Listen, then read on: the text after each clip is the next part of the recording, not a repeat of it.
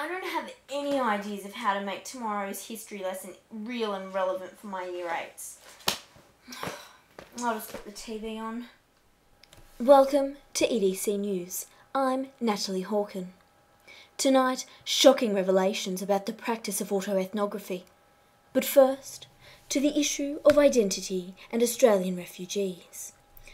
The Department of Immigration and Citizenship defines refugees as people who are subject to persecution in their home country and who are in need of resettlement.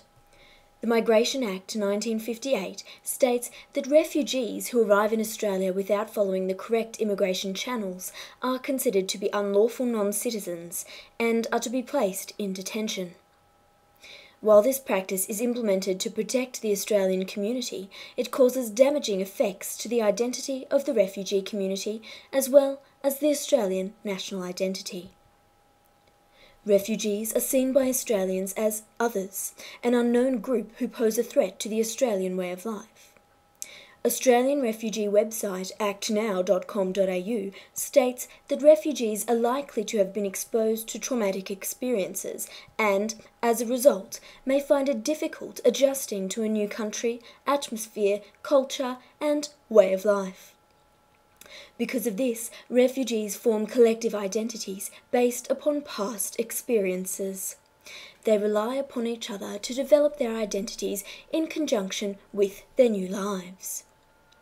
However, this is often difficult as they are no longer in their homeland, nor are they part of the Australian community. Their collective identity is based upon their seclusion from regular societies. As discussed by Austin 2009, their lack of a home means the lack of a central place in identity formation, making collective identities more accessible than individual identities. Stemming from refugee practices, the Australian national identity is often portrayed as xenophobic or even racist. This is due to the differences in culture between Anglo-Australians and refugees, no matter the location from where they originate. This concept of difference is highlighted through racial identities and otherness.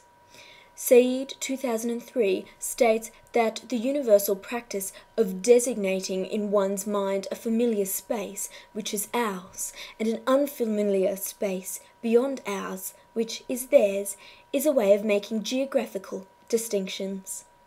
Australian-born citizens, therefore, often act as the dominant group based on them being part of the racial majority. That's it! Hi, Mum. Yes, I am looking after myself.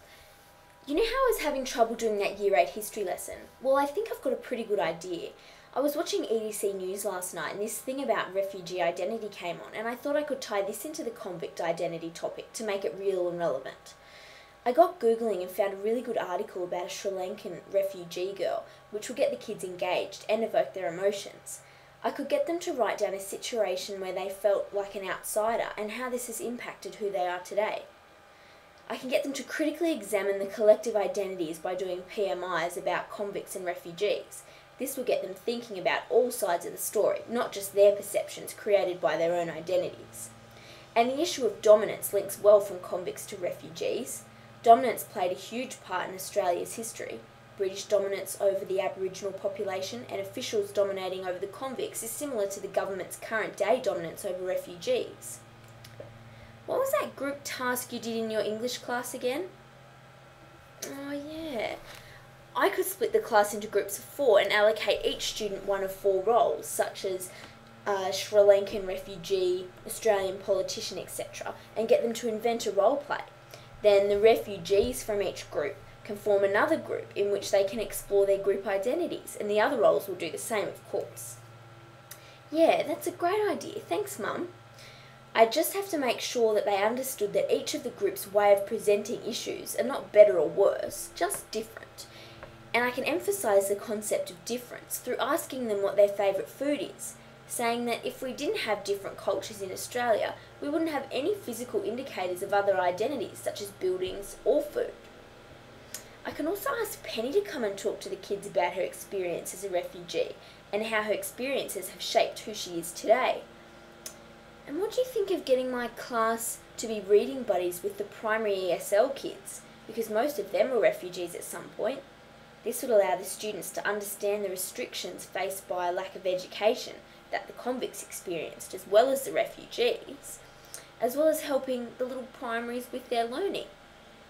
By doing all of this, hopefully the kids can grow to be more appreciative of different people, because really, when we don't understand each other's differences, that's when discrimination occurs. Thanks for your help, Mum. Bye. Yeah, this lesson should really bring history alive while also getting the kids to think about current events and how this impacts identities. It should keep the head of history happy too. He's always banging on about making history meaningful and valuable for life. I'm late!